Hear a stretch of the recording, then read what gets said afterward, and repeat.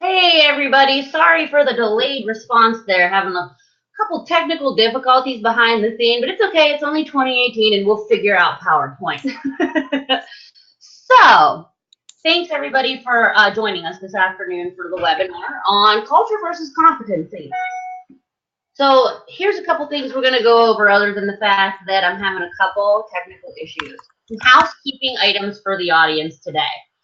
You're in listen-only mode, meaning that you can hear me and you're going to be able to hear our presenters, but they can't hear you. So we really encourage you to utilize your control panel to ask questions and also follow along online. We will be live tweeting during the webinar using the hashtag #RDaily, and you can submit questions there as well.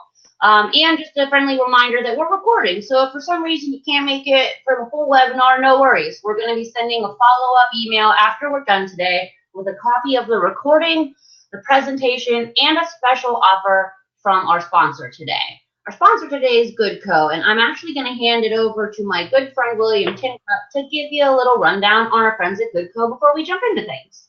Sure. Thanks, Lex. And I'm sorry you're having technical difficulties. Goodco is the sponsor of our webinar, but I've known Goodco for a number of years now. And they're a great company, well-run company. They have a B2C kind of a play, but they also have a B2B play. And they're wanting to climb into the enterprise and do good work for businesses. In terms of this webinar and where this came from, I guess the genesis of this discussion is when you talk to HR and you talk to recruiters as much as we do at Recruiting Daily, you find kind of camps of people that have strongly held beliefs around culture or competence. And I think we all kind of know that, instead of it being a Rubik's Cube, or linear in some way, it's probably a combination of a lot of things. But you start somewhere. You start when you look at the resume, you start somewhere. When you're in the interview, you start somewhere. So what we really want to do, given the spirit of all of the politics that we're ingesting in these next 10 days or so, the town hall meetings, the debates, the political ads, and all that stuff. We wanted Samar and Tim to really kind of take positions. So this is going to be kind of different than our kind of a normal webinar for Recruiting Daily. We're actually going to have a debate, and we're going to run it like a debate. And we're going to have, we flipped a coin. Tim's going to go first and have a kind of his moment to kind of make his case for competency first. And then we'll let Samar respond to that, and then we'll let Samar have the floor, and then he will then make his case, and then Tim will be able to go and respond to that, and then we'll go from take questions, and at the very end, just like in your political debates, each person will then have kind of 3 minutes to wrap up and make the final case for what they believe, and they're trying to convince you. So now, as the audience, you have a different role other than just kind of listening and learning and those types of things. These two gentlemen are trying to convince you of changing your mind or potentially validating the way that you believe. So kind of take that into account as they talk. They're trying to convince you. It's like 10th grade debate class. They're trying to convince you of a belief and a way of thinking and a philosophy.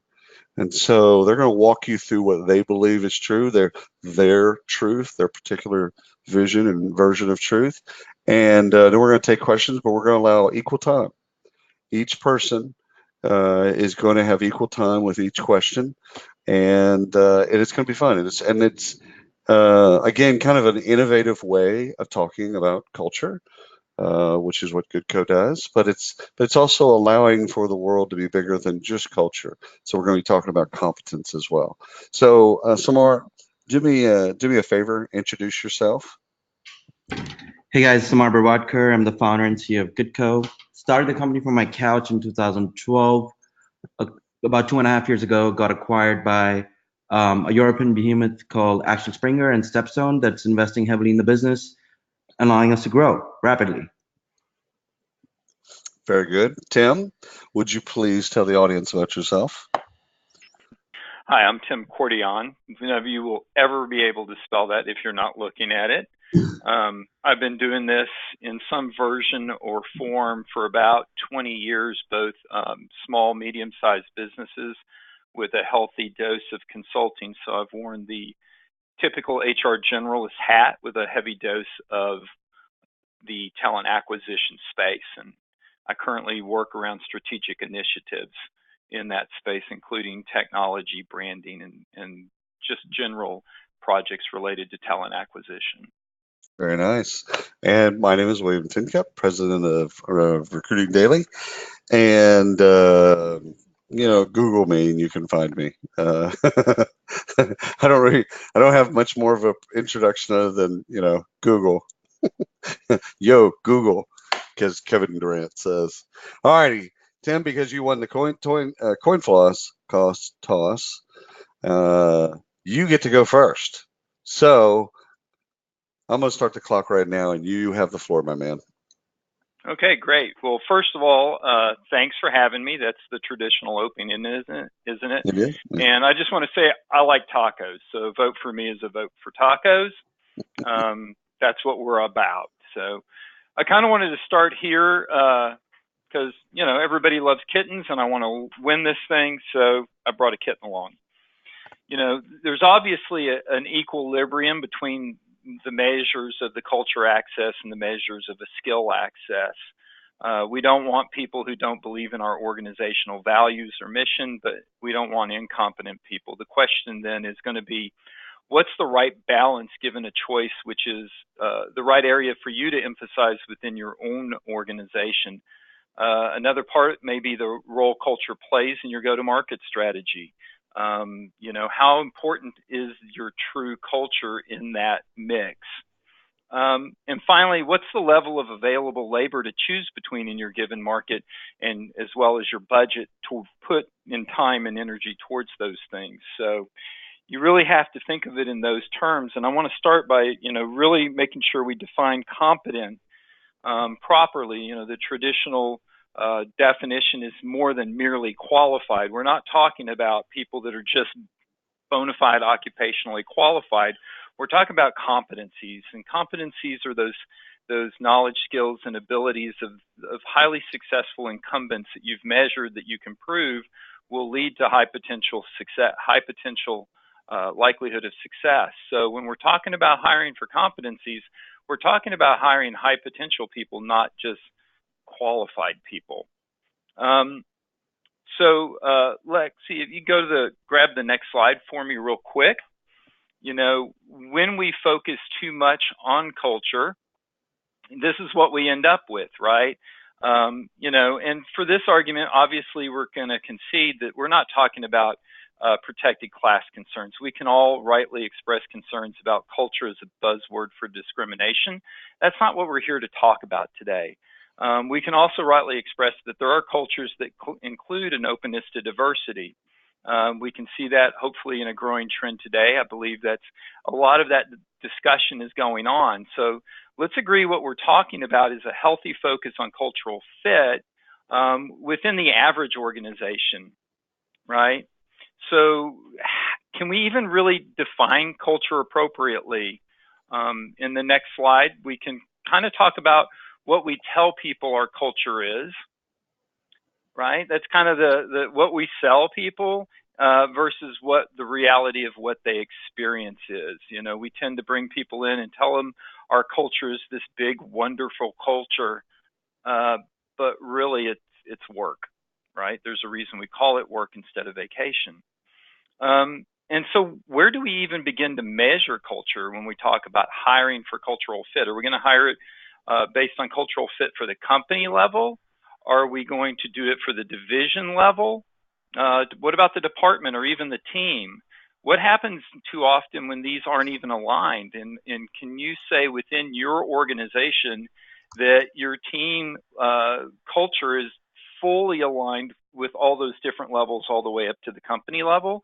My guess is most of you that if you even went out there and asked what the culture is, you'd get 5 different answers if you asked 4 different people. So, and unlike national cultures, which tend to change slowly over time, organizational cultures change quickly through changes in leaderships, through mergers and acquisitions that are happening. Depending on your industry, there's a lot of consolidation going on, right? So what happens when this company that you've hired for the culture gets snapped up by a different culture, right? So focusing too much on culture is a concern. And then we throw in the impacts of growing technology and the amount of data and information and things that are impacting our culture quickly, right? So if you could pop to the next one, I went out and I looked at, if I Googled someone with cultural manager, I got 16 million. It's like they're the chiropractors of the HR world, except there's more of them, right? We can all do this culture stuff, and yet, what does that really mean? When someone says they're the culture manager, can you really manage a culture, right? A lot of that's happening organically. So, if you would pop to the next one, I mean, let's face it, most of you don't have a grip on your culture. Most of them aren't organized, and your culture probably sucks. But don't worry, because there's 13 million people on LinkedIn that are happy to help you change it. Just go in and type cultural change or change manager, and boom, you'll have 13 million people to pick from. So, so one of the things I would argue in this is it's impacted by your training budget. How many of you really have a training budget to go hire people to fit your culture, whatever that is, at whatever level you're doing it, and have the time and the money to go make that happen? And so my next slide kind of talks about that. It's like, where are you going to get this money, right? Your training budget is how much? I mean, I don't know about y'all's, but our training budget's pretty extensive, and it's still not enough to go out and hire enough people to keep up with every day and have them on your payroll, producing minimally till you can get them to the point that we would consider them highly competent employees and high potential people. And of course, we should be investing in them, but we need to hire people that can hit the ground running. That's part of what we do. On the next slide, we'll talk about it real quick because, armies aren't built overnight. They take time to build, but our stocks are traded in milliseconds, right? So if you're lucky enough to be with a smaller organization that's privately held and can look forward over time and invest this money and wait on the results, good for you. The vast majority of people in the organization need to understand where their bread is buttered, and that's on the value proposition of bringing returns on a stock. And so you may not have that. So are you thinking in the broader terms when we're making these arguments? Because as HR people, we want that seat at the table. And then we need to understand how that all works together. And so my argument will be that honestly, you're better off hiring for competencies. People are less likely to change a group than to be changed by the group. So as groups homogenize over time, they bring with them negative impacts. And these negative impacts become groupthink. They become stifling of creativity. They become unwillingness to speak up due to the strength of identity. And so you have people that see things going on, but they don't want to bring it to the table. And the next thing you know, you have a challenger exploding over the United States because someone didn't want to say, hey, wait a minute, that shouldn't work at that temperature, right? So at this extreme, we can see the negative impacts of homogenization and overemphasis of cultures in companies like Enron. We see it through hazing in school, growing nationalism, political tribalism here at home. So why would you want to catalyze organic homogenization by actively making it the basis of your hiring over people that are competent and likely to help you? It's like purging because you want to eat more. It just doesn't make sense. In fact, I would argue we often see that companies like Uber and the Dallas Mavericks are hiring competent people to come in and actually break up their culture. So we see people that have hired for culture, and they go, oh, wait a minute, we need to change our culture. So therefore, I would argue we should hire competent people who are sufficiently open to the norms and the values and the mission of our organization as to be accepted over time. And it won't always be easy. You won't always get it. So the focus of de minimis ability to be accepted by the group allows us to bring in fresh ideas and challenges. This means they'll be more likely to be sufficiently unlike the group to be willing to maybe stand up or even walk away. And I would argue if we were smart in questioning ourselves, we actually gain more when people leave our group than what we gain by just making faster homogeny. Because if we ask ourselves why they left, then we can start to address it.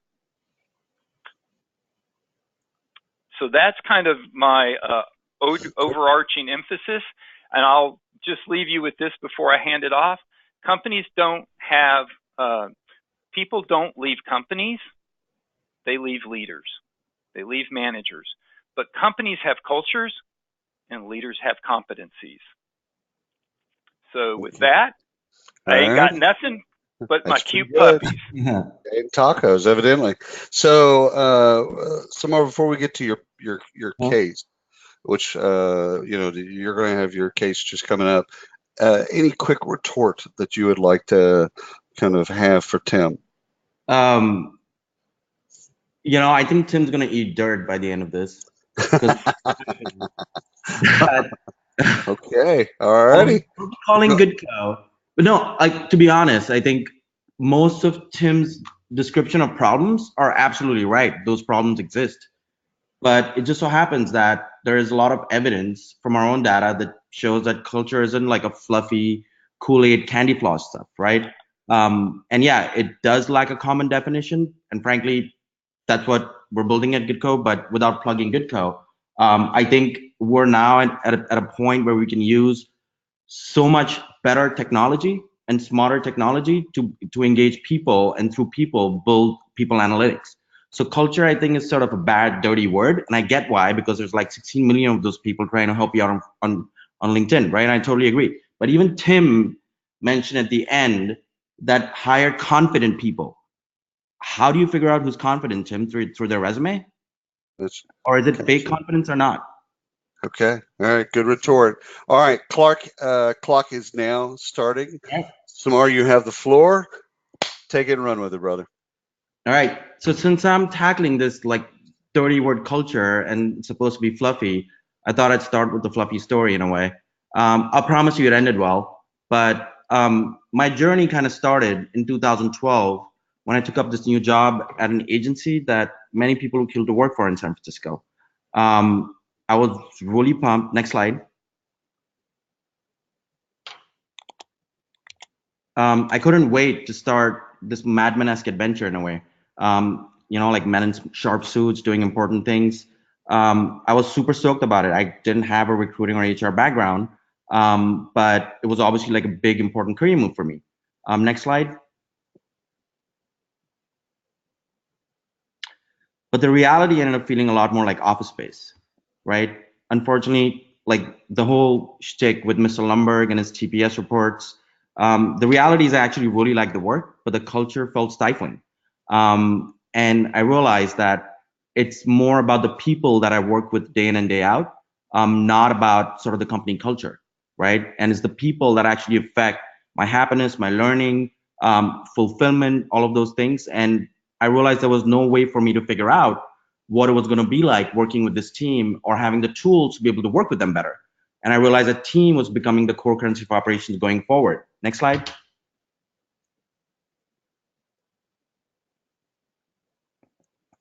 And I also realized that it wasn't just a personal problem. People were joining companies like Tim said earlier, but they were really leaving teams and managers. In fact, managers were the one variable we identified in our own research that had the largest impact on any individual success. And I realized that it was bigger, it was getting worse, and nobody was trying to fix it from the bottom up. And like Tim mentioned earlier, there is no common definition of culture.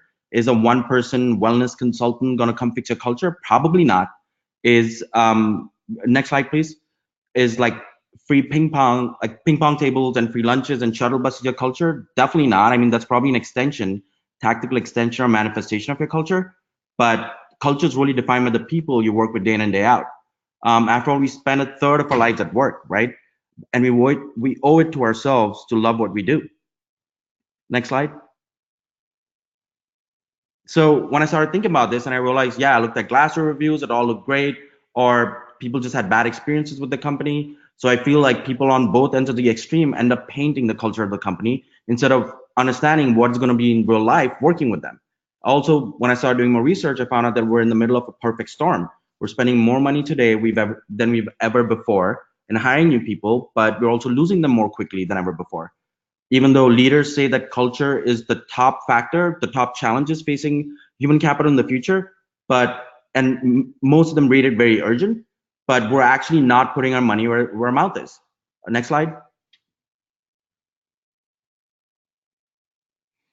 And millennials truly are changing the nature of workplace. In fact, their expectations of workplace are significantly different than the generation before. And yeah, every generation complains about the next generation, that they wear weird clothes or listen to weird music or they have bad taste.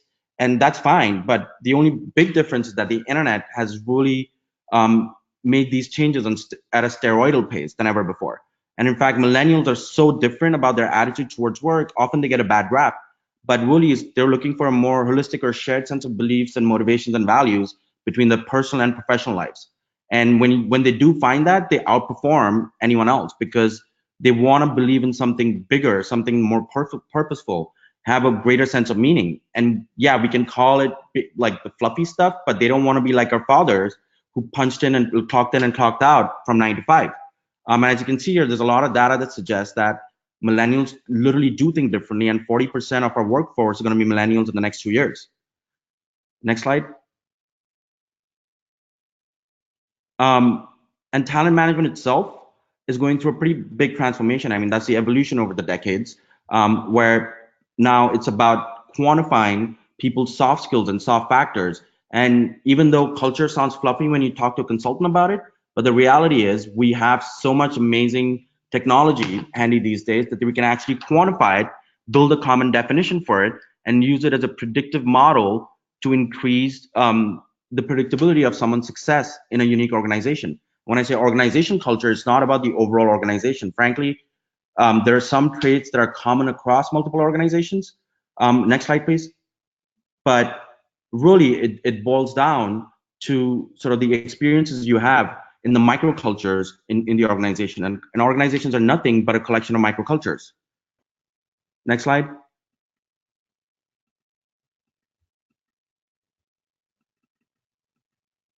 Just 1 second, because like I said, technical difficulties.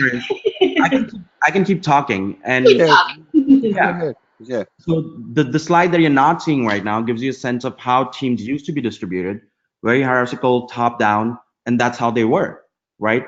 And then in the middle is a diagram that shows that we're sort of in this ambiguous phase right now before we end up at a more crystallized place where things work differently, where there's more shared values and culture, transparent goals and projects, and people are rewarded for their skills and abilities, not position. And basically, organizations end up being little microcultures that are actually quantifiable because those microcultures have the unique traits and values. And yes, competency is obviously important because you can't like hire a Java engineer who doesn't know how to code in Java. But really, like what separates a Java engineer from the 200 other Java engineers that are within 2 miles of you? And in San Francisco, there's probably 2,000 within 2 miles of you, right? So how we need a different layer of data to fix the problem of losing people more quickly and not investing in their training. And that's the one thing I do agree with Tim on, like training is critical. In fact, it's easier to hire someone for fit and train them than it is to sort of like only look for people like a needle in a haystack with specific skills. Are we at the slide where it says unlocking the power of social capital on teams? I think it's further up. Further up.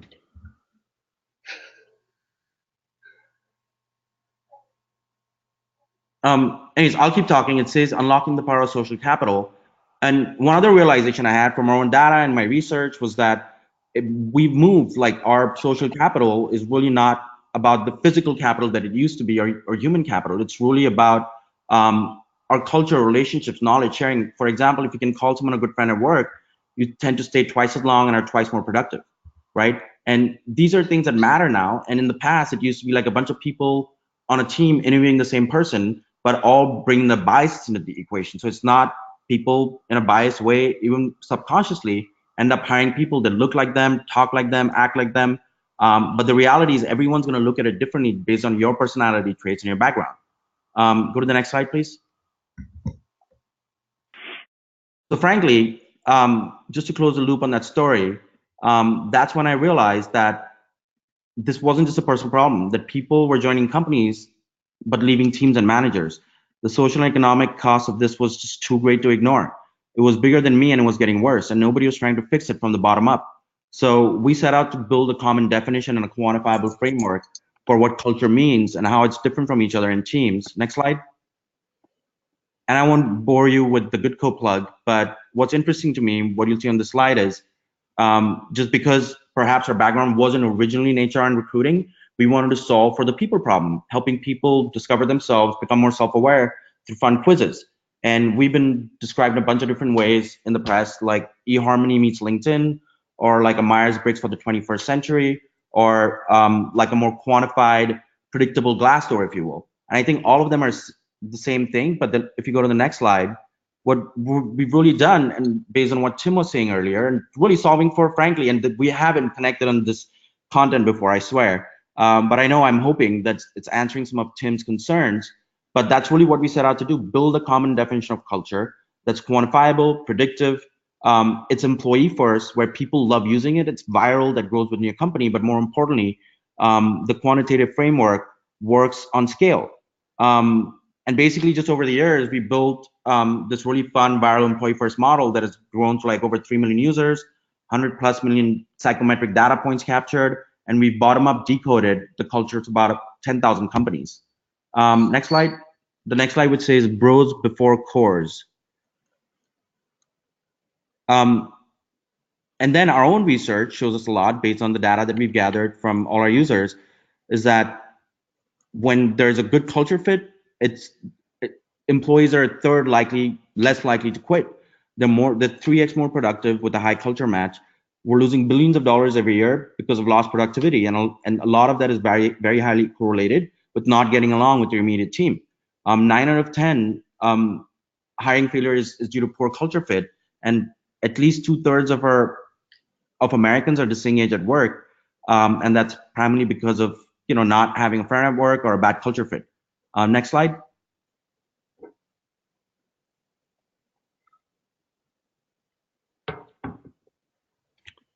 So, and traditional hiring is imperfect. Like the internet has changed our world far too quickly. On the one hand, it's solved the problem of sourcing because it's become so easy to apply. It's like one-click apply. But we can't make those decisions just based on what people are saying in their resumes anymore. Outside of like actual skill testing, right? We need another layer of data that adds more confidence, adds more predictability. Even if we do like 20% better, like we're saving billions of dollars given how poorly we're doing right now. But being able to predict someone's likelihood of success on a specific team, not just an overall company culture.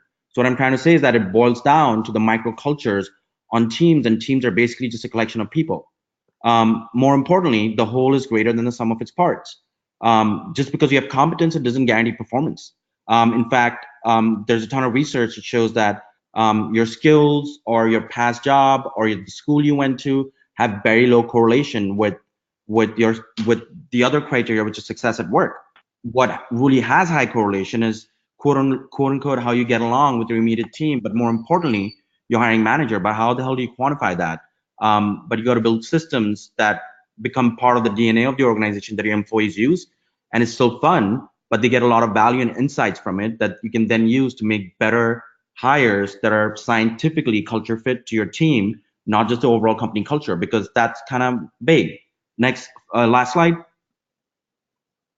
So in summary, here's what I'll say. people join companies, but they leave in teams and managers. And I know Tim will totally agree with me on that. But each team is unique. Their cultures can be very different. A marketing manager in team A could look like a successful marketing manager on team A could look very different on team B because they're now interacting with a completely different group of people, right? We can't rely on functional resume data anymore. Cultures kind of become an excuse for bias. That's because we haven't done ourselves a favor by making it such a soft and fluffy thing. In fact, I don't even want to call it culture anymore. Culture isn't static. It grows and evolves based on people that join and leave companies, and especially teams. It's actually quantifiable, it's predictive, and it can be performance driven. And frankly, that's your most defensible asset because it's your internal brand and external brand due to the internet's transparency. It's now all become one and the same. So that's my last bit. That's it. All righty. Now, Tim, Smart went a little long, but we had trouble with slides. So some of that was actually technical difficulty and him filling a little bit of time. You've listened to his case. What's the first thing that comes to your mind, or what's a retort that you have? Well, I would go back to, I'm glad that we agree that people don't leave companies, they leave leaders, and leaders, of course, are comprised of competencies. In fact, I would argue that much of what makes a culture breaks down to competencies. If you have a customer service culture, it requires customer service competencies first. So, Samar made the interesting point of how do you hire more competent people? And to me, that's a great question, right? So the issue isn't really stopping hiring for competency and hiring for culture. It's the best way to identify competencies. And I could see a fit for a tool like GoodCo's tool. It's very similar to one I've seen. I'm sure there's some market differences, but when we would work with this tool and our internal customers, our hiring managers and new hires, it's about not finding a square peg for a square hole, but knowing that you're always going to have to manage people. And so if I put a stop sign over top of a square, I'm going to have those gaps. How can I use that tool to identify those gaps and put them in a situation where they're not the perfect fit so that I can bring that external person into the group? And I would ask Samar, do you feel that's a value proposition for a manager to be able to use the tool to bring somebody from outside the group who may not be the perfect fit? In fact, and there you go. The problem with culture is that it's kind of become an excuse for discrimination. And even if people don't do it consciously, they do it subconsciously. And the reality is that you can't just make a blanket statement that we need to hire for confidence, right? Or competence. Because here's the thing, it's about how the best teams come together is people bring in very varied perspectives. But if you talk about customer support, you know what's really important for customer support from our own research of we're literally millions of data points? Empathy. How would you know if someone's empathetic or not? Because if someone's empathetic and really cares about solving other people's problems or has a motivation to solve problems, depending on the product and the category, that customer service representative could look very, very different, right? But how do you actually gauge that outside of every person on your team spending hours of their very expensive time interviewing them, but still coming to the discussion with different viewpoints because we don't have a common language for culture? All right, we've got a bunch of questions to get asked here, so I'm gonna direct a couple of questions. And first, Tim, I'm going to ask you, how do you define competency metrics? First of all, I won't even assume that there are competency metrics, but we are kind of becoming more and more of a data-driven world, data-driven HR and recruiting. How do you define competency from an analytical or metrics perspective? And Samar, I'll ask you the same thing about culture. So I would start with, every job has a job description, and you should have clear objectives and metrics around the performance of the job. So from there, it's looking at what are the people doing that help them be most successful in meeting those metrics. What are the soft skills? Because those do play a role in it. Okay. So, if your metric is call time, what are they doing in there to make that call time go smoothly with a positive customer experience? I'm a data hound. I love data, but I always try to say there is no perfect data. So take the best data you can get, use it consistent, and make it for the starting point for your conversation. But I believe that you can use that data to scale or scaffold upward and downward from what it is you're doing and what it is you're measuring to identify the competencies. Just like someone that plays golf knows that to hit par, they need 2 putts. So what do I got to do to get 2 putts? Well, I got to hit the fairway, because if I hit the fairway, I'm more likely to be to the green in regulation. And if I'm on the green in regulation, I have 2 putts, so I'm most likely to make par. Nice. Samar, first of all, before I do that, folks, chime in with questions. There's already been about 8 or 10 come in, but please get your questions in. You can also get them in over Twitter and just use the hashtag #RDaily, and we'll look at them there. Samar, same question, but about culture. What are the metrics of culture? What are people asking? How are they defending their purchase, etc.? Yeah. So one thing I do agree with Tim on is that there is no perfect data, and especially in the case of culture, right? I mean, we're trying to decode, quantify people. People are really complex. We hold 2 opposing ideas in our mind at the same time, and that's a gift, right? And the thing is, it's not about decoding people, but the things that you can quantify in their values, their attitudes, you should, because you want to use that data to make better decisions. And that's another way or another dimension of data that layers in to improving your predictability of whether someone's going to work out, or how do you get someone to work well with the team. So the lens with which I look at and GoodCo looks at is teams, because teams is really where it's at. And the best teams really come together, not because people know each other's strengths, but they can work to each other's weaknesses, right? And that's sort of the camaraderie and bond that builds over time. And in GoodCo's case, and this is not a plug for GoodCo, but that's something we identified early on and what Tim pointed out, right? Because teams are evolving and changing, and they're just a collection of the people on there. So, for example, in GoodCo, each person, based on their strong traits, plays a specific role on the team. Someone could be a Zen master, or someone could be like the conscience of the team, someone could be an analyst. And then when you can simulate adding someone to the team, depending on that person's traits, those roles might shift. And then it like pops up these warning signs to the manager, like watch out for this or watch out for that. But the reality is that it's not, because it's actually the opposite. It's not about hiring cookie cutter examples of each other. It's actually building the best dream team together that will have the most collaborative sort of agreements, but also the right kind of disagreements, enough commonalities, but also enough differences. And that's all dependent on the category, the function, the role. Like you probably want something different in design and engineering, but it could look very different in customer support or like front office at the Hyatt. Okay. Tim, question for you. Most critical positions. So we could call these high performers, high potentials, top talent, A talent, however we want to say it. Let's just say it's CEO, if you want to kind of go there. Do you feel differently? Do you feel differently about your argument in terms of competence over culture? No, I think it's even more important, because if at the highest level, they may be brought in to change the culture or break up the culture or to move the organization in a different direction. When you're having change at those high levels, you first got to ask, why are we bringing this person in? I would argue that, we gain the most by having an opt-in approach to culture, right? So realistic job descriptions, realistic job previews, where during the interview, we talk about these things, we talk about where we're going. If it's not aligned, they won't join, right?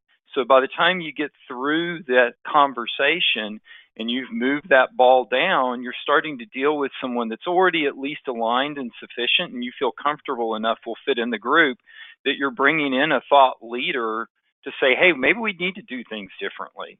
And I would argue there, the competencies of knowing how to make something change within an organization to take you to market quicker, to get better results, to increase profitability, to make workers feel like they're contributing to the success of the organization.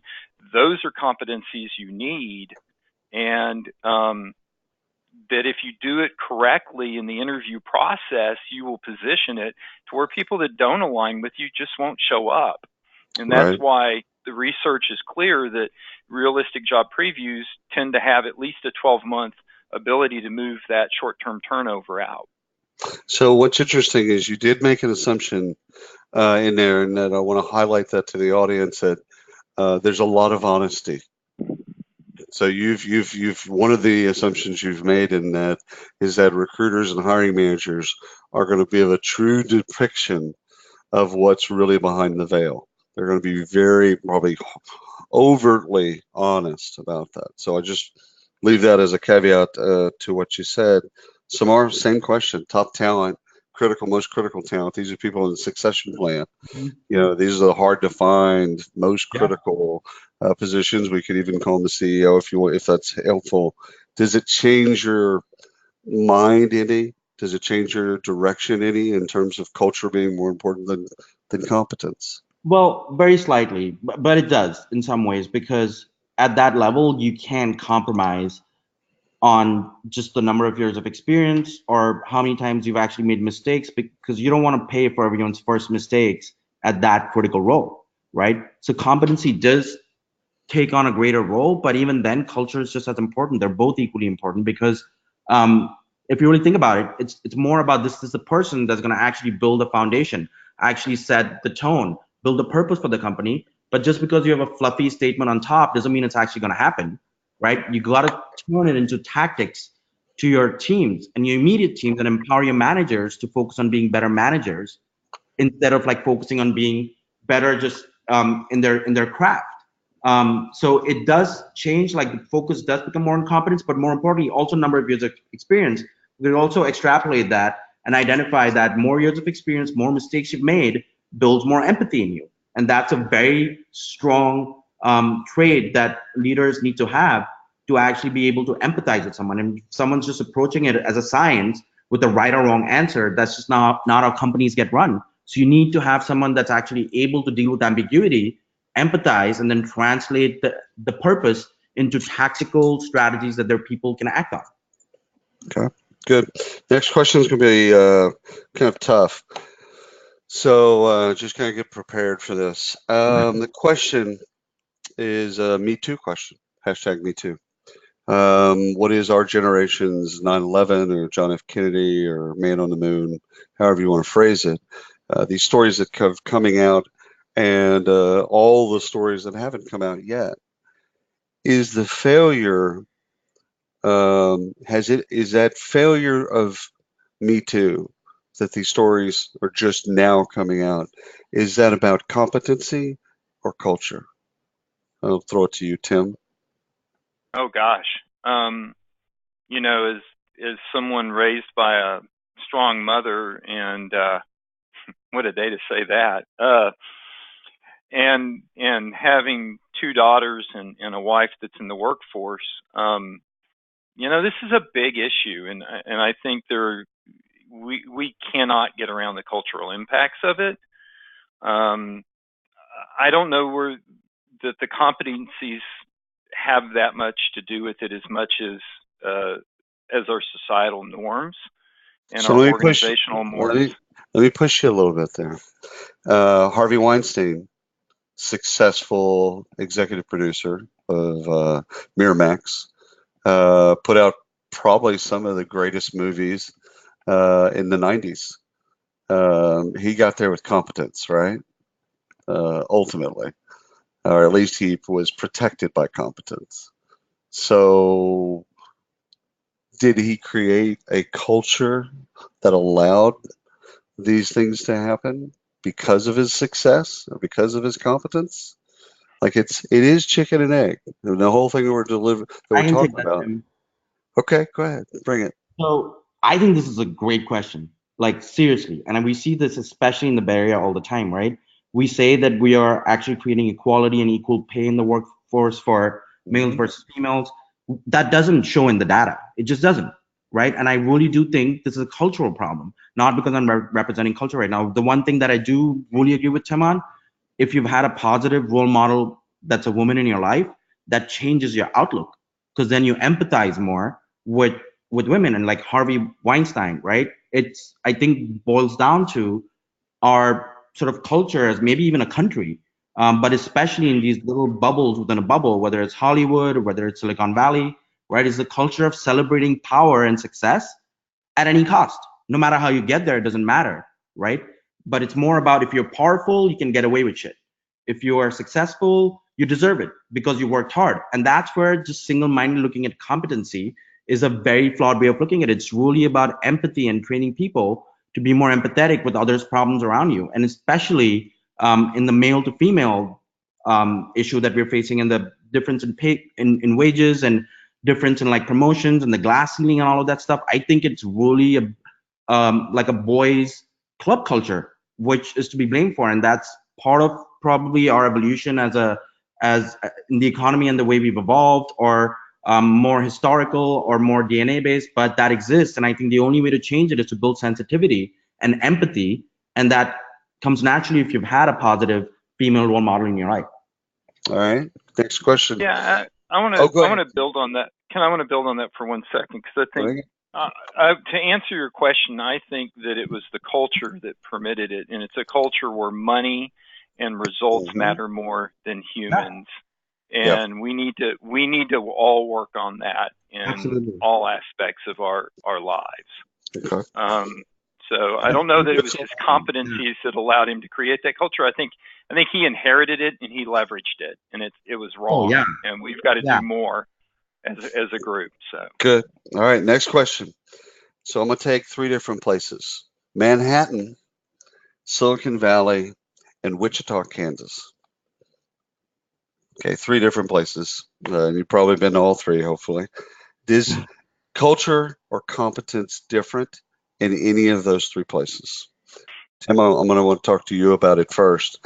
So imagine yourself as a recruiter, in the Valley, in Manhattan, or Wall Street, if you want to go that specific, and in Wichita, Kansas, in some type of little manufacturing play. Does that change your mind about competence or culture? No.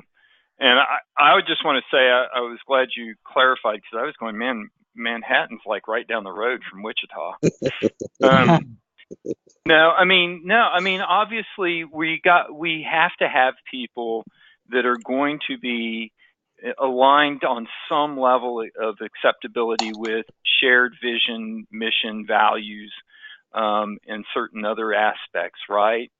And even Mr. Haney and Mr. Douglas got along in Green Acres, and that Arnold Ziffel, what an actor.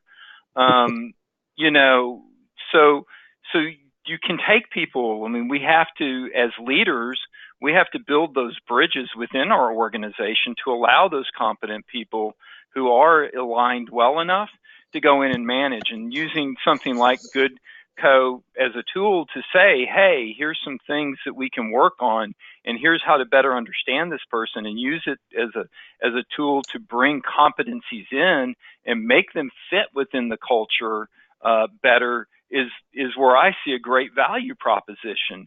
But we shouldn't go, oh, well, you're from, the sticks, so you're not going to make it in the city, or, well, you're just a city boy. The best of us that are recruiting, when we go certain places, we may dress a little differently. I guarantee you, I wore my boots today out to a meeting I had with some new employees. So I'm fit in, but that doesn't mean that I wear my boots every day. Right. Some similar questions, same question, actually. Again, you're in the Valley, you're in the bubble within the other bubble. But you've been to Wall Street enough times. Yeah. You might not have been to Wichita, Kansas, but we'll throw that in there. I have actually, but okay. Does it change your perspective at all? It does. Well, it doesn't change what I believe is there's multiple factors that layer in to that affect sort of culture and differences. And really, based on our own data, we see people's job roles, even if they're at the same level in different cities, there's different traits that make them successful. Like, we see a strong correlation with that. But if we're talking about geography, the history of the place, or even the local economics, whether it's a manufacturing town, a university town, like all those things layer in. And they're all cultural aspects. But then there's also things like category, right? Do you work in aviation, or do you work in like healthcare, or the job function, if you're in design, or you're in customer support, or you're a business analyst, and the level of seniority that indicates how much empathy you have or psychological safety you have. But there's also this existing dynamics that you walk into, right? Like the group, if it's a boys club, or if it's more of like an empowering place that does yoga every morning, what have you. And I think all of those factors layer in, but there's definitely correlation with, even if it's the same job role at the same level in different cities, could require you to have a certain attitude. Like in Silicon Valley, you do want some of that, like forward thinking, making mistakes is okay, celebrating failure approach, and you don't have to do things exactly by the book all the time, because we celebrate that in Silicon Valley. But on the other hand, we spent a lot of time in San Antonio when we went to Techstars many years ago, and I'm so glad we did that, right? Because we were a San Francisco company that was living in our echo chamber, which is like a bubble within a bubble within a bubble, in a way, right? Um, and we're building for each other, and then spending a few months in Texas, in the mainland, like really builds empathy with what your real customers are, and that made a huge impact on the culture of our company. And Texas is still in some ways embedded in us in one way or the other. And USA is a company in San Antonio, which is very militaristic, obviously, right? They have very tough policies, like you check clock in, clock out when you go to the bathroom. Like there's all these different rules, but you know what? Their levels of engagement with their employees, their tenure is some of the best in the country. It's because they've done a really good job of attracting the right kind of people that'll thrive in their unique culture. And you can't tell that by resume and competency anymore. Right, right. All right, so we got about 4 or 5 minutes left. This is the time in the debate where you have your kind of final shots. So, Tim, I want to start with you and let Samar have the last word. You know, go out strong. You're making the case for competency over culture. What's the things that you really want people to know? So when I was a little kid, speaking of my mom, who's had a rough week this week, so keep her in your thoughts, please. We used to go to the Fort Worth Science and History Museum, and we would go up the stairs, and there was the history of medicine, right? And there'd be this big diorama. There'd be some cavemen, and they're all around the cave fire. And there's one kind of laid out, and the rest are standing over him. One of them's kneeling, and one of them's obviously a witch doctor, and he's holding this big rock. And you look down at the one laying on the ground, and his head is split wide open, showing part of his brain. I would argue that witch doctor, caveman guy, he was pretty aligned with the culture. He's the kind of guy that fit right in. In fact, he was a cultural leader within that organization. The problem is he lacked a little bit in the competency of brain surgery. And so as we move forward through these, it's obviously a bell curve. And I think there is a great place for a tool like Samar and his team's tool to help you identify where people, fall on that bell curve of, do they fit within the ranges of the culture that we need for them to be successful in this group, but also not a square peg, and be able to adapt and give them the tools that we can talk to them about, hey, here's how you can communicate with Jane better, right? Here's how you can soften over here. Maybe you need to be a little bit more empathetic. How do we as leaders manage and lead people, right? That's why we're in those roles, not because it's easy, but because we go out and we take the people who can be highly successful and we move them and make them better. And I see the tool being a useful way around that. Use it to manage communications and develop your people instead of excluding people. And I think the best recruiters and talent acquisition people find ways to include successful people, not exclude them. Yep. Alrighty. Samar? Yeah. Parting shots, brother. Yeah. So I think that whole witch doctor analogy, dude, you took it too far. I mean, I see the point you're trying to make, but that's sort of an extreme example, right? Like, you're not going to hire someone as a rocket scientist who's only worked in food service industry before, right? So that's sort of an extreme example. But here's what I'd say. I think we sometimes overcomplicate things, and maybe, like, I'm obsessed with just boiling things down into its most basic variable. I think people want 3 things to be successful and happy at work. They want a competitive paycheck. They want to be challenged, and they want to work with people that they get along with or learn something from. And that's it, right? If you can get 2.5 of those things right, you've already, like, way ahead of the curve. And the thing is, for all our companies, right, the largest line item is people.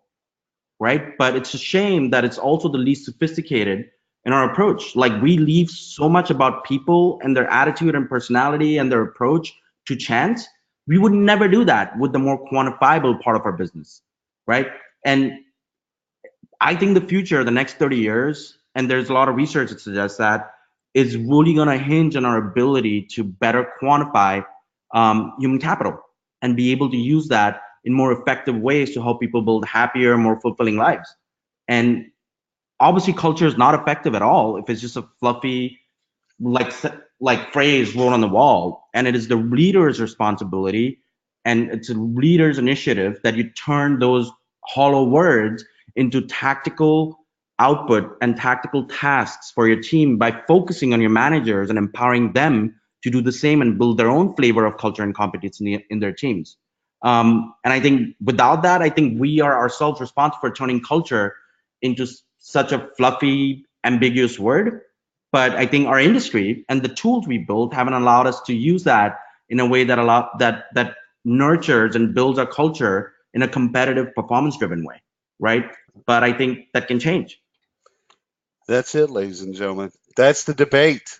That is the end of the debate. We've got like 30 seconds left. First of all, I want to thank both Tim and Samar for taking the polar opposites. I think both gentlemen could probably argue both sides of this clearly. But I do want to thank both of them for coming on and kind of taking a position and really running with it. I want to thank Goodco for sponsoring this and allowing us just to do something different and have a debate. I also want to thank the audience for showing up and hanging out with us and allowing us to kind of put this debate in front of you. As Lex would say, the webinar will be live, and we'll send you a link, and then within 24 hours. But I want everyone to have a great afternoon, and we're out of here. Thank you all very much. All right. Thank you, everyone. Thank you. And only one of us brought you puppies and kittens. So you go with competence now. That's right. Well, so much for competence and data, right? That's right. It's puppies and kittens. Puppies and kittens. Thanks again, everyone. Appreciate you. Thank you.